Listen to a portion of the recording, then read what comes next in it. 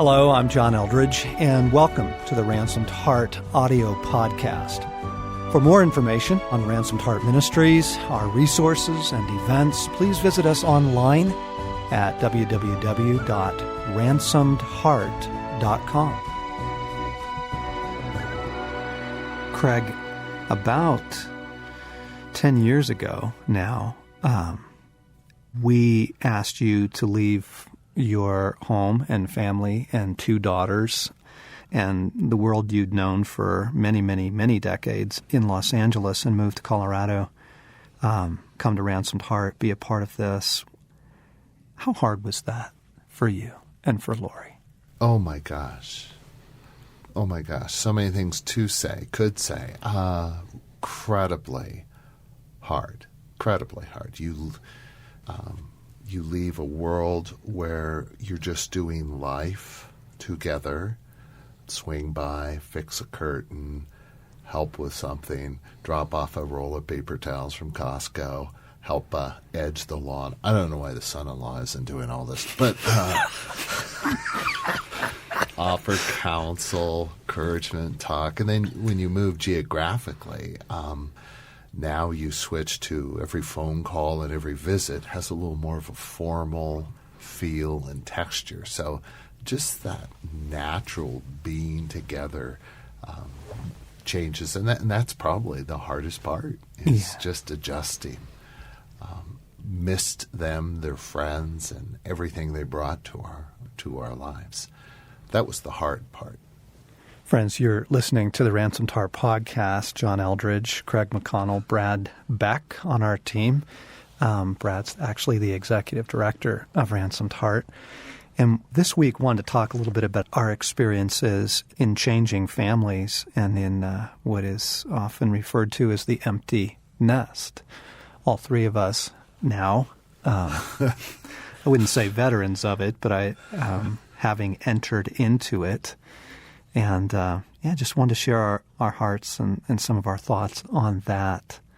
So, Brad, your daughter, Bree, got married last summer, and then a couple of months later, your youngest, Chris, headed off to Texas A&M for college. That's right. How you doing, pal? Oh, man. You look a little ragged. You do. I feel ragged.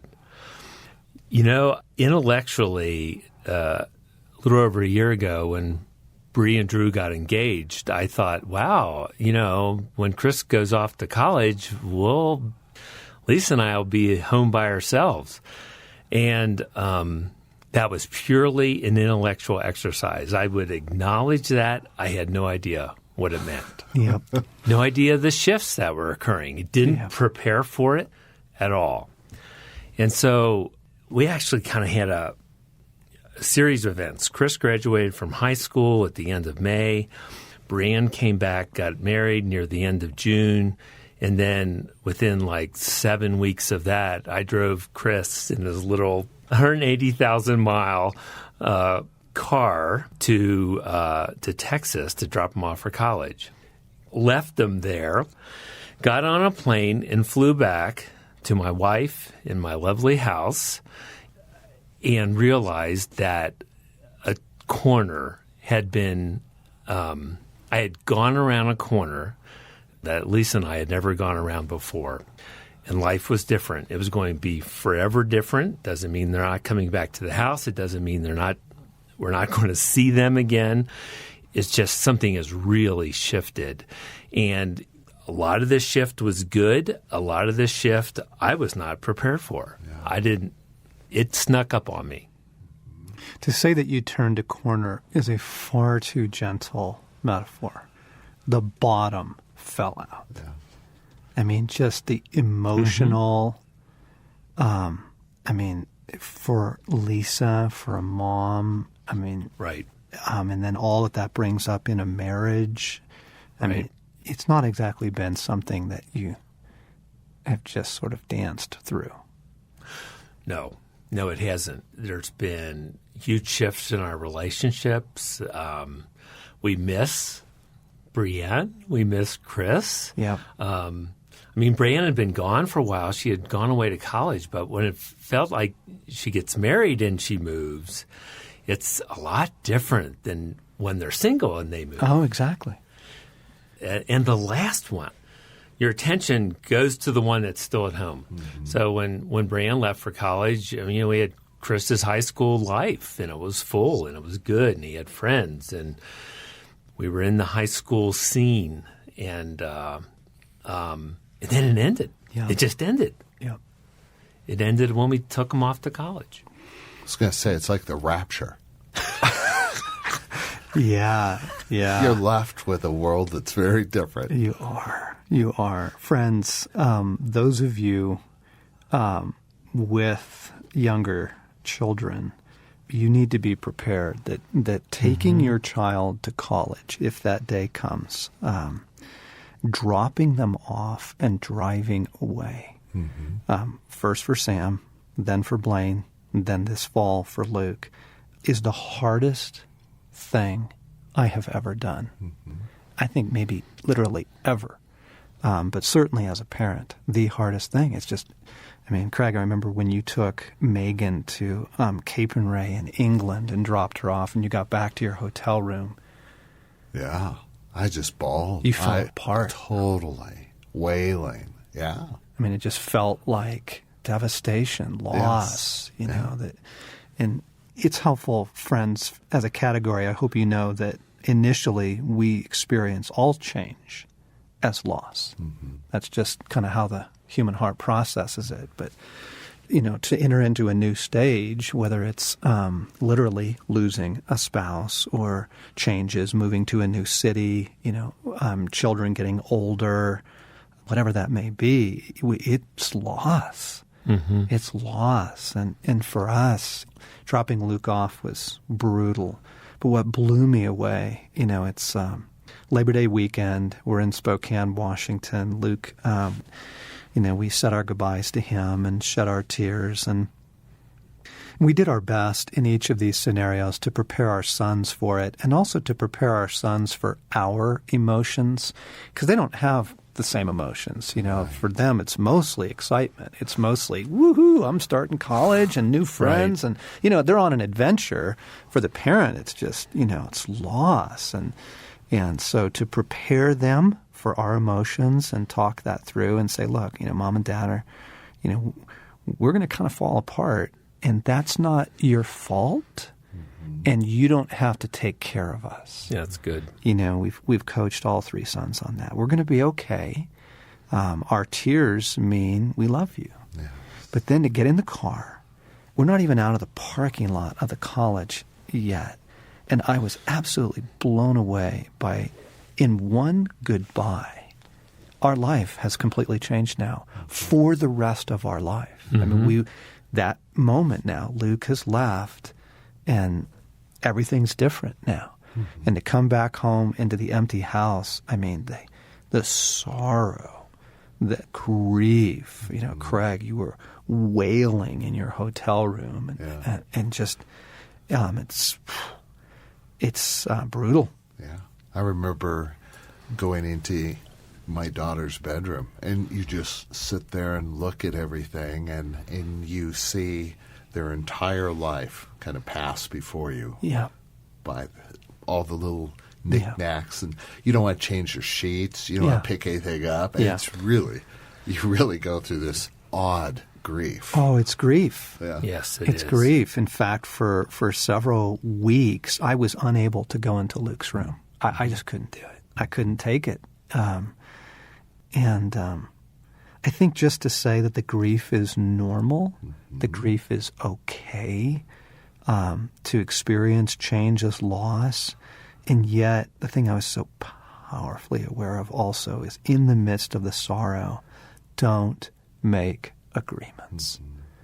Don't make agreements. In fact, it actually began for us and probably for you, Brad, as well, as you mentioned with Chris's graduation, because Right. of that's the end of the school years. That's the end of the games and the matches and parent-teacher meetings and homework and all that, the arguments and the groundings and all that goes with it, and the adolescent years. But nonetheless, it's over. It's the end of it. And we've done this 3 times. Our sons attended a public high school here, and I'm sitting in the same seats, and for the 3rd time, and I'm going through it. But this time, it's over. Like, this is the last time I'll be doing this. And Luke's, got his cap and gown on, and I'm weeping, and he's beginning to make his way up to the front, and I am just. It feels like all of the data of life. It just felt like it's just lost. Life is just lost. Yeah. And so I was praying, right there in the graduation ceremony. And it's a big school. It's, thousands of people at this graduation ceremony. And I'm sitting there in my seat and just saying, Jesus, how is this not just loss? Mm-hmm. And it was amazing. Immediately he spoke and he said, "Oh, John, nothing is lost." And you know how Christ can kind of communicate to you, like in a moment, a whole concept, a whole, whether you call it a vision or a picture or intuition or, right. gift of discernment or something. He's able to get across an entire truth to you and its implications and all of that. And I knew in that moment what he had communicated was that because of the coming kingdom, and because the kingdom is the restoration of all things, because in the kingdom of heaven, no moment in this life that was precious to us, no moment of beauty, no experience, none of that is lost. None of that is lost. I was suddenly aware of, wait, and I said to him, I'm like, whoa, wait, Jesus, hang on. Nothing is lost? And he said, nothing. And that has absolutely rescued us through this experience. I mean, it's still hard. I mean, we miss them terribly, right. And then you hit the holidays or the birthdays and they're not there for it. And, or just, and Craig, as you were saying, just the drop-by moments, just the casual hanging out, just all of the, I can barely handle dinner still. I hate setting the table for 2. It's just crushing every night. I just hate it. Just what we're hanging on to is to have the hope of the realization that we don't just live in time, friends. It's not just, a continual experience of losing things. We live in eternity. We live in the kingdom. Right. And Jesus says in Matthew, he calls the coming of the kingdom the restoration of all things. Mm-hmm. He says, at the restoration of all things, when the Son of Man sits on his glorious throne. And to realize while we experience losses in this life, they're not permanent. Yes. Mm-hmm. They're not permanent. That has really caught our hearts in this. Yeah. And John, when you told that story about graduation, I don't know if you told it to us here at the Outpost when we were just talking during a meeting or whatever, but that meant a lot to me.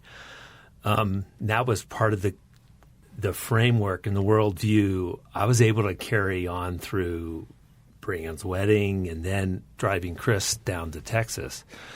And you're right, nothing's ultimately lost, but also just ask Jesus for interpretation for what these events mean. And you can look at a loss, but then I am so happy that Bree and Drew are launching a family out in Southern California, and they're in exciting careers, and I applaud them, and I get to hear about them, and I see it on Facebook and who they're responding to, and their friends. They have a new circle of friends, and they look great, and I applaud that. And then, Chris goes off to college, and he does well, and he's meeting new guys in new situations, and did well in his courses, and that could have never happened unless I drove him down to Texas and dropped him off. He could have never seen how he would have been able to handle his life by himself, and new situations and new clubs, new activities, new circles of friends, new opportunities academically and socially. And so when he came back, he was different.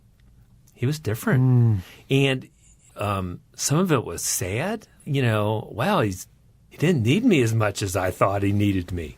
Didn't need Lisa's mom as much as he needed me. But But I catch myself and I thought, wow, he did it. Yeah. He got through one semester. He did well. Continue to pray for him. Now, pray for him a little differently. Now, our relationship has changed, too. Yep. Instead of pushing him through high school, what it felt like at times, it wasn't, but it felt like at times, just pushing, please finish, please get this done, get your senior thesis done. Yeah. Now it's like coming alongside and putting my arm around him and say, hey, boy, you did so well last semester. What are you going to do this semester to repeat that? Things like that.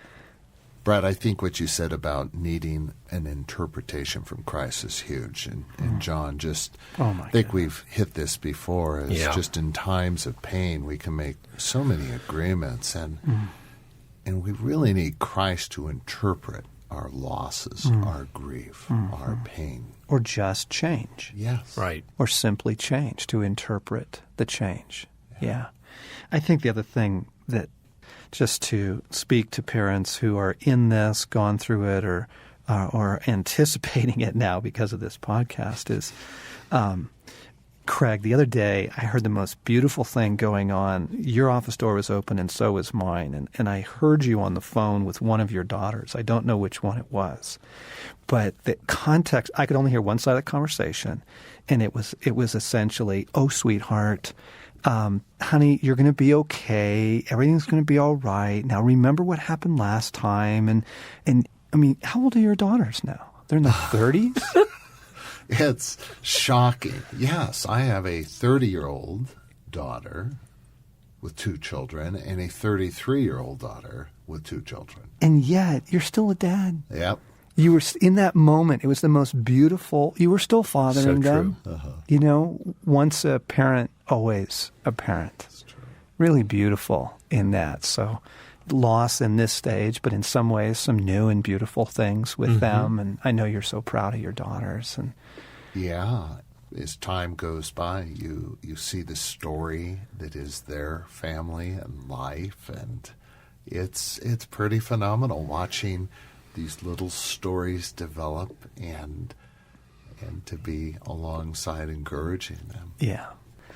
One more thing I want to say before we have to wrap this podcast up is, so Stace and I get back from taking Luke to college, and it's, 24 years of one way of life is over, family dinners and wrestling matches and laughter at bedtime and all of that. I mean, it's just, and the pain is still there. The grief is still real. And, but I will tell you, one of the things that has absolutely rescued us is that we had a life. We had a marriage, and our marriage had a life before they left. I know that for so many marriages, family life actually masks the emptiness and the lack of connection and shared mission and purpose. And, and then the kids are gone, and you just, that can be pretty shocking for couples. And so this is kind of by way of some counsel is Stace and I didn't come back and sit down and twiddle our thumbs and say, well, who are you? Yeah. Who are you? I don't even know you. Just right. We came back to a mission. And we have a very full life. We already had a good marriage. The intimacy was already there, and our son saw it. And so that has been an enormous rescue for us. The empty house and setting the table for 2 is brutal.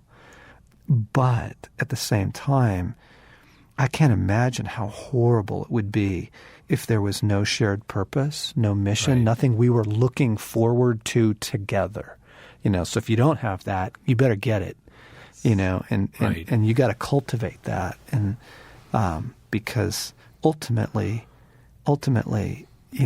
your marriage is more important than your children, because the children come and go, but your marriage is here till death do you part. And so to have to have a cultivated life together, to have shared dreams, to have something that we're looking forward to together now in the midst of real loss has just been an absolute rescue. So much more we could say, as with every podcast, but we just wanted to bring you into a little bit of our personal lives, let you know what's going on with us, and always thank you for your prayers for Ransomed Heart. Thanks. Our team always needs your prayers. We're involved in an epic mission, and yet we're ordinary people living very lives just like yours, and so needing prayers for supernatural grace. So thank you for that. Please join us on Facebook. You can check in with us there at the Ransomed Heart Facebook page and on our website at ransomedheart.com.